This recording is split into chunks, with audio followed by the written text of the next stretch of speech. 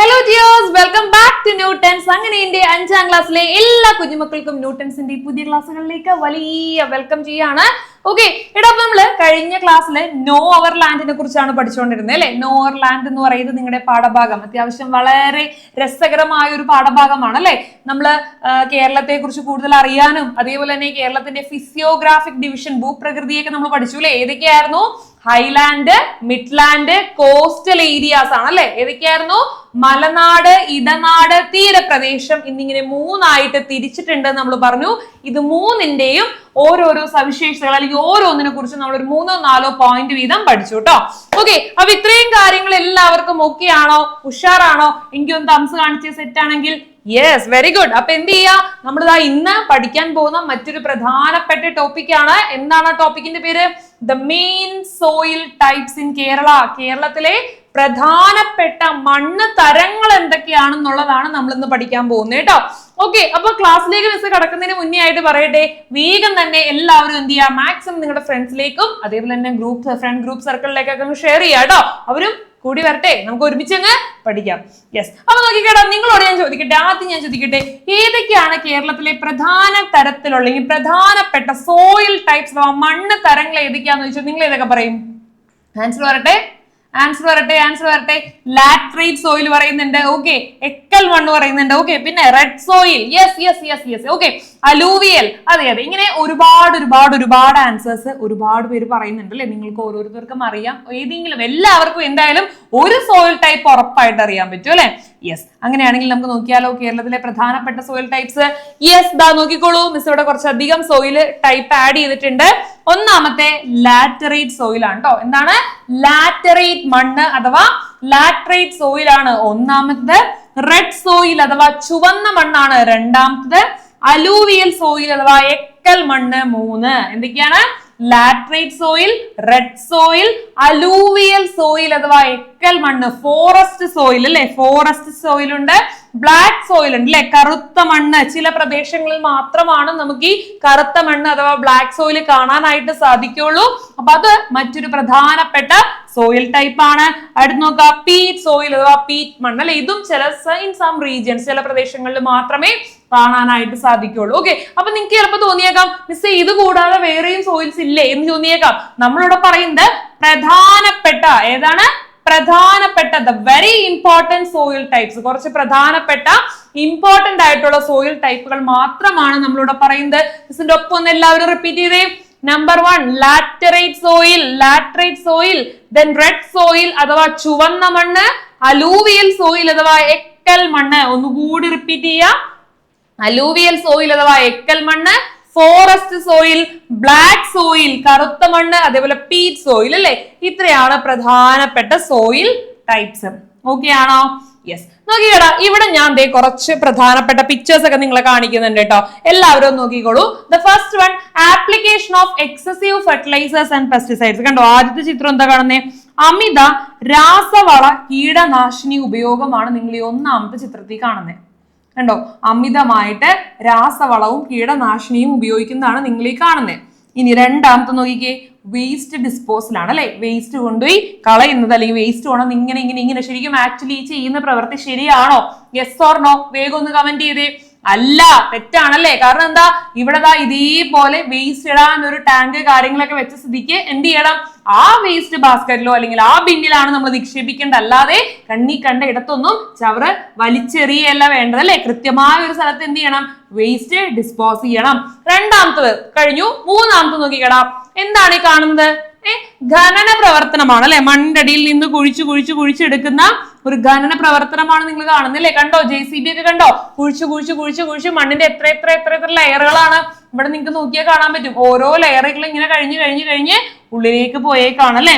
അടുത്ത് നോക്കിക്കേ, unscientific agricultural practice അല്ലെ. എങ്ങനെയാണ്? ശാസ്ത്രീയപരമായ അല്ലെങ്കിൽ അശാസ്ത്രീയപരമായ ഒരു കാർഷിക പ്രവർത്തന രീതിയാണ് ആ കാണുന്നത് അല്ലെ. എങ്ങനെയാണ്? മരുന്ന് തളിക്കുകയാണ് അല്ലെ. വലിയ ചെടികൾക്കും കാര്യങ്ങൾക്കൊക്കെ ഇതെല്ലാം ഒരേപോലെ നിൽക്കുന്നുണ്ട്. അപ്പൊ നമുക്ക് പറയാം ഇങ്ങനെയാണ് മരുന്ന് തളിക്കുകയാണ് ചെയ്യുന്നത്. അപ്പോ ശരിക്കും നമ്മൾ ഡെയിലി കഴിക്കുന്ന ഭക്ഷണത്തിൽ ഇതേപോലെ മരുന്നും വിഷമൊക്കെ തളിച്ച ഭക്ഷണം നമ്മൾ കഴിച്ചു കഴിഞ്ഞാൽ നമ്മുടെ ആരോഗ്യത്തിനെ നല്ല രീതിയിൽ ബാധിക്കോ? എല്ലാവരും ഒന്ന് റിപ്ലൈ ചെയ്തേ. ബാധിക്കോ? ഇല്ല. നമ്മുടെ ആരോഗ്യത്തെ അത് നല്ല രീതിയിൽ ബാധിക്കില്ല, നമ്മളെ ഒരുപാട് ഒരുപാട് ഒരുപാട് അഫക്ട് ചെയ്യുന്ന കൂടിയാണ് അല്ലെ. യെസ്, നിങ്ങൾക്കായിട്ടുള്ള ചോദ്യം അതാണ്. Illustrations given are the situations in which unique characteristics of soil are adversely affected. അല്ലെ, നോക്ക, മണ്ണിന്റെ തനതായ, മണ്ണിന്റേതായ സവിശേഷതകളെ ദോഷകരമായ രീതിയിൽ ബാധിക്കുന്ന ചില സന്ദർഭങ്ങളാണ് നമ്മളിപ്പോ കണ്ടത് അല്ലെ. ആദ്യം എന്താ കണ്ടത്? കുറച്ച് മൈനിങ് കണ്ടു അല്ലെ, ഖനന പ്രവർത്തനം കണ്ടു, അതേപോലെ തന്നെ കെമിക്കൽ ഫെർട്ടിലൈസേഴ്സ് അല്ലെ, രാസവളങ്ങൾ ഉപയോഗിക്കുന്ന കണ്ടു നമ്മള്.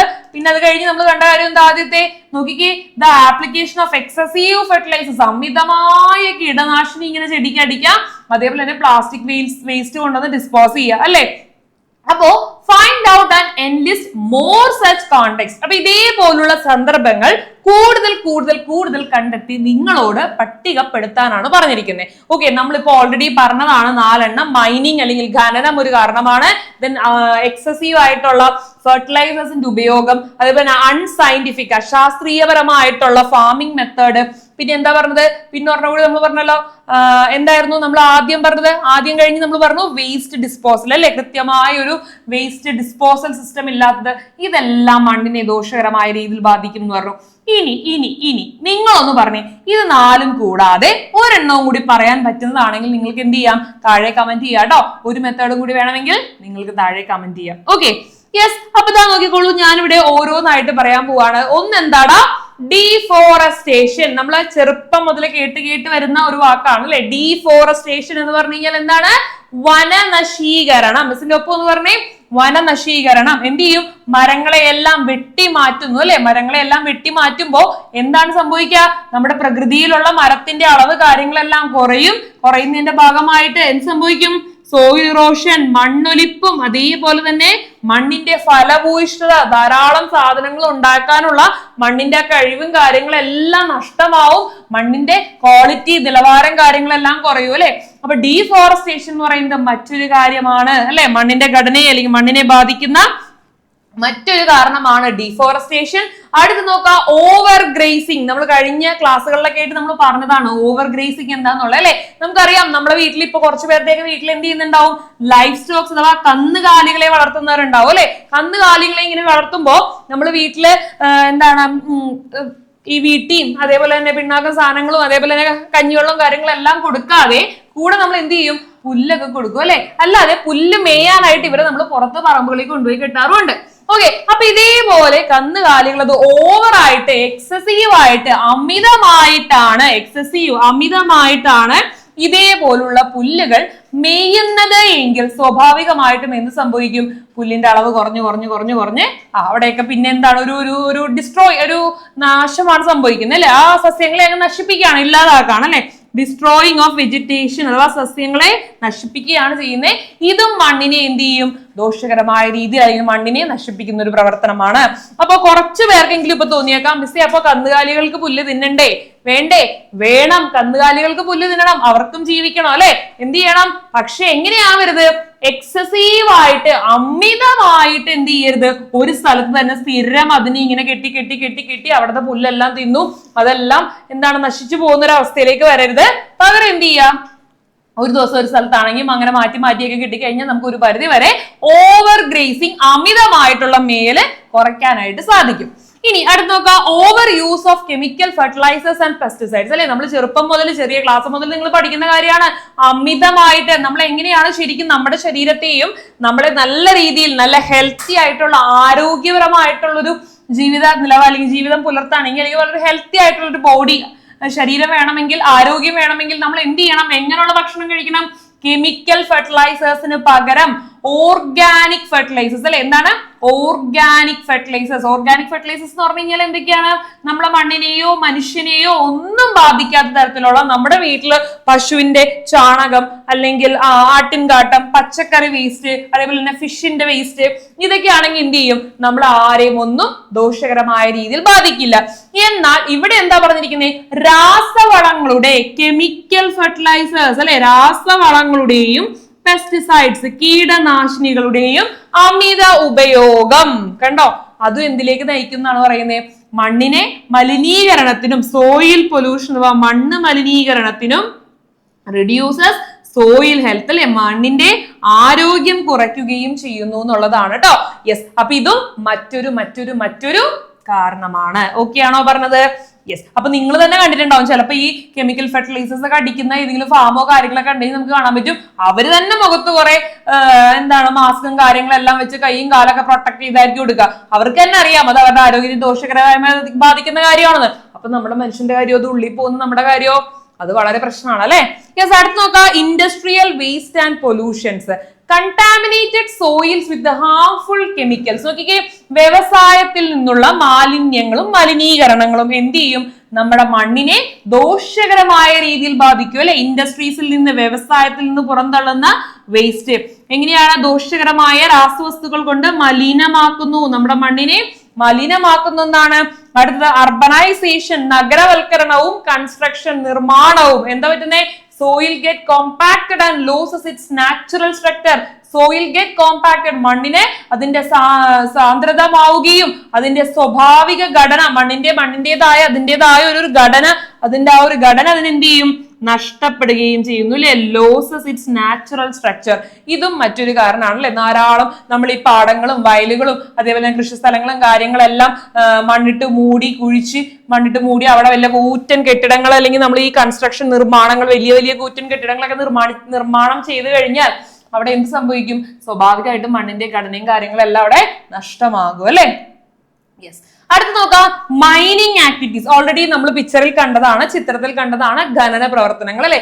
ഒരു പരിധിയിലധികം മണ്ണ് കുഴിച്ച് ആഴത്തിലേക്ക് പോവുകയും ഓരോരോ സാധനങ്ങൾ മണ്ണിൽ നിന്ന് എടുക്കുകയും ചെയ്തു കഴിഞ്ഞാൽ അത് സ്വാഭാവികമായിട്ടും മണ്ണിന്റെ പാളികളെ തടസ്സപ്പെടുത്തുകയും നാച്ചുറൽ സോയിൽ ലെയേഴ്സിനെ അത് അഫക്ട് ചെയ്യുകയും മണ്ണിനെയും ദോഷകരമായ രീതിയിൽ ബാധിക്കും. അടുത്ത് നോക്കാം വാട്ടർ ലോഗിങ് ആൻഡ് ഫ്ലഡിങ്. എന്താ പറയുന്നത്? വെള്ളം കെട്ടി നിൽക്കുന്നത് നിങ്ങൾക്ക് കാണാൻ പറ്റും. ചില സ്ഥലങ്ങളിൽ സ്ഥിരമായിട്ട് ഇങ്ങനെ വെള്ളക്കെട്ടായിരിക്കും അല്ലെ. എന്നും വെള്ളം ഇങ്ങനെ കെട്ടി നിൽക്കുകയും വെള്ളപ്പൊക്കവും പ്രശ്നമൊക്കെ ആണെങ്കിലോ അവിടെ എന്താണ്? എന്നും വെള്ളത്തിലാണ് ആ ഭൂമി. അങ്ങനെ ആവുമ്പോൾ എന്ത് സംഭവിക്കും? ഇറ്റ് ലോസസ് അതേപോലുള്ള സോയിലുകളിനെ അതിന്റെ ന്യൂട്രിയൻസ്, ആ മണ്ണിനെ അതിന്റെ ന്യൂട്രിയൻസ് പോഷകങ്ങളും സ്ട്രക്ചർ ഘടനയും നഷ്ടമാകും എന്നുള്ളതാണ് അല്ലെ. പോഷകങ്ങളും ഘടനയും നഷ്ടമാകും എന്നുള്ളതാണ്. അപ്പൊ ഇതും മറ്റൊരു കാരണമാണ് എന്നുള്ളതാണ്. ഓക്കെ ആണോ പറഞ്ഞത്? യെസ്. അപ്പൊ നമുക്ക് ഒന്നുകൂടി നോക്കാം നമ്മൾ പറഞ്ഞ പോയിന്റ്സ്. യെസ്, അപ്പൊ ഞാൻ ഇന്ന് നിങ്ങളോട് സംസാരിച്ചത് the main soil types in Kerala അല്ലെ. കേരളത്തിലെ പ്രധാന മണ്ണ് തരങ്ങളെ കുറിച്ചാണ് നമ്മൾ ഇന്ന് പഠിച്ചത്. ഏതൊക്കെയാണ് കേരളത്തിലെ പ്രധാനപ്പെട്ട മണ്ണ്? Laterite soil, red soil, alluvial soil, black soil, peat soil. ഒന്നുകൂടി, ലാറ്ററൈറ്റ് സോയിൽ അഥവാ ലാറ്ററൈറ്റ് മണ്ണ്, റെഡ് സോയിൽ അഥവാ ചുവന്ന മണ്ണ്, അലൂവിയൽ സോയിൽ അഥവാ എക്കൽ മണ്ണ്, forest soil, then black soil അഥവാ കറുത്ത മണ്ണ്, പീറ്റ് സോയിൽ അഥവാ പീറ്റ് മണ്ണ് അല്ലെ. അത് കഴിഞ്ഞ് നമ്മൾ എങ്ങനെയാണ് മണ്ണിനെയും മണ്ണിന്റെ ഘടനയെയും ദോഷകരമായ രീതിയിൽ ബാധിക്കുന്നതെന്നുള്ളതിനെ കാണിക്കുന്ന ഒരു 4 ചിത്രങ്ങൾ നമ്മൾ കണ്ടു. അത് കഴിഞ്ഞ് ഓരോരോ പോയിന്റ്സ് അല്ലെ. ആദ്യം നമ്മൾ പറഞ്ഞത് ഡീഫോറസ്റ്റേഷൻ, വനനശീകരണത്തെ കുറിച്ചാണ് പറഞ്ഞത്. 2 ഓവർ ഗ്രേസിംഗ്, കന്നുകാലികളെ അമിതമായി മെയ്യുന്നത്, ഒരു സ്ഥലത്ത് തന്നെ അമിതമായി മെയ്യുന്നതും ബാധിക്കും. അടുത്ത് നമ്മൾ പറഞ്ഞത് over use of chemical fertilisers and pesticides അല്ലെ. രാസവളങ്ങളുടെയും കീടനാശിനികളുടെയും അമിത ഉപയോഗം ഒരു കാരണമാണ്. ഇൻഡസ്ട്രിയൽ വേസ്റ്റ് ആൻഡ് പൊല്യൂഷൻ, വ്യവസായിക മാലിന്യങ്ങളും മലിനീകരണവും അല്ലെ. വ്യവസായങ്ങളിൽ നിന്ന് ഇൻഡസ്ട്രീസിൽ നിന്ന് പുറന്തള്ളുന്ന വേസ്റ്റ് മണ്ണിന്റെ ഘടനയെയും പൊല്യൂഷനെയും കാര്യങ്ങളെയും എല്ലാം ബാധിക്കും എന്നുള്ളത് പറഞ്ഞു. 5 നമ്മൾ പറഞ്ഞത് അർബനൈസേഷൻ ആൻഡ് കൺസ്ട്രക്ഷൻ അല്ലെ. നഗരവൽക്കരണം, നഗരങ്ങൾ വലുതായി വരുമ്പോൾ പാടങ്ങളും വയലുകളും കൃഷിസ്ഥലങ്ങളും ഭൂമികളും എല്ലാം മണ്ണിട്ട് മൂടി എന്ത് ചെയ്യുന്നു? അവിടെ കൂറ്റൻ കെട്ടിടങ്ങൾ നിർമ്മാണം നടത്തുന്നു അല്ലെ. കൺസ്ട്രക്ഷൻ നടത്തുന്നു, നിർമ്മാണം. അതും എന്തിനെ ബാധിക്കും എന്നാണ് പറഞ്ഞത്? നമ്മുടെ സോയിൽ, മണ്ണിന്റെ ഘടനയെ ബാധിക്കും എന്നുള്ള കാര്യം പറഞ്ഞു. യെസ്, അത് നമ്മൾ 5ാമത്തെ പോയിന്റ് ആണ് പറഞ്ഞത് അല്ലെ. ഇനി 6ാമത്തെ പോയിന്റ് എന്താ പറഞ്ഞത്? മൈനിങ് ആക്ടിവിറ്റി, ഖനനം ചെയ്യാന്നല്ലേ.